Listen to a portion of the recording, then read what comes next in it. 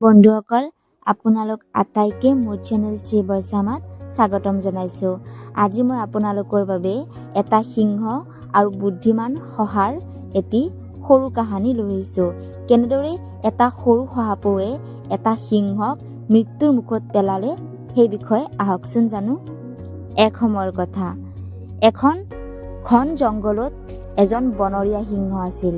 সিংহজনে জংঘলৰ ৰজা আছিল, কিন্তু তেওঁ নিজৰ শক্তিৰ অপব্যৱহাৰ কৰিছিল। সিংহজনে প্ৰতিদিনে বহুজন জীৱ জন্তুক চিকাৰ কৰি মাৰিছিল আৰু খাই পেলাইছিল, যাৰ ফলত সকলোৱে তেওঁক ভয় কৰিছিল আৰু তেওঁৰ পৰা পলাই আছিল। এদিন জন্তুবোৰে এখন সভা পাতিলে আৰু পৰামৰ্শ কৰিবলৈ সিদ্ধান্ত লৈছিল। তেওঁলোকে সিংহৰ ওচৰলৈ গ'ল আৰু ক'লে, মহাৰাজ, যদি আপুনি প্ৰতিদিনে চিকাৰ নকৰে তেন্তে আমি আপোনাক প্ৰতিদিনে এটা জন্তু খোৱাৰ বাবে পঠিয়াই দিম। সিংহজনে একেটা জন্তুৰ বাবে চিকাৰ কৰিবলৈ সময় নাপাব বুলি ভাবি এই পৰিকল্পনাত সন্মতি জনালে। সেই দিনৰ পৰা জন্তুবোৰে প্ৰতিদিনে এজন জন্তু সিংহৰ বাবে পঠাবলৈ আৰম্ভ কৰিলে। এদিন এটা সৰু শহাপহুৰ পাৰ পৰিল। শহাজন বৰ বুদ্ধিমান আৰু চতুৰ আছিল। সি সিংহৰ খাদ্য হ'ব বিচৰা নাছিল। সি নিজৰ প্ৰাণ ৰক্ষাৰ বাবে এটা বুদ্ধি উলিয়াইছিল আৰু লাহে লাহে সিংহৰ গুহালৈ গৈছিল আৰু সময়তকৈ দেৰিকৈ গৈ পাইছিল।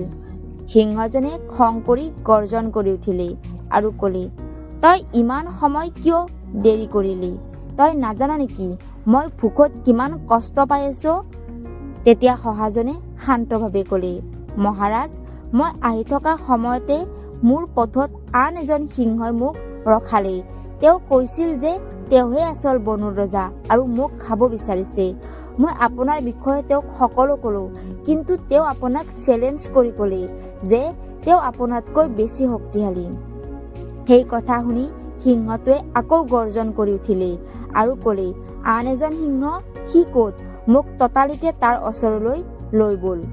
বুদ্ধিমান শহাপহুটোৱে সিংহজনক এটা গভীৰ কুৱালৈ লৈ গ'ল আৰু সাৱধানতাৰে দেখুৱাই ক'লে, তেওঁ তাতেই লুকাই আছে মহাৰাজ।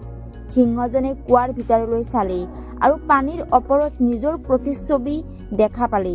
সিংহজনে ভবা সেইটো আন সিংহ। সি গৰ্জন কৰিলে আৰু প্ৰতিধ্বনিয়ে একেই প্ৰতি উত্তৰ দিলে।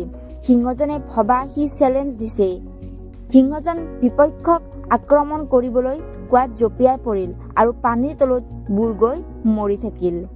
আৰু বুদ্ধিমান শহাটোৱে বাকী জন্তুবোৰৰ ওচৰলৈ গৈ সকলো কথা বিৱৰি ক'লে আৰু সেই দিনৰ পৰা জংঘলখনত সিংহৰ আতংকৰ পৰা সকলোৱে মুক্তি পালে আৰু ই সকলো এই বুদ্ধিমান শহাপহুটোৰ কৌশলৰ বাবেহে সম্ভৱ হ'ব পাৰিলে।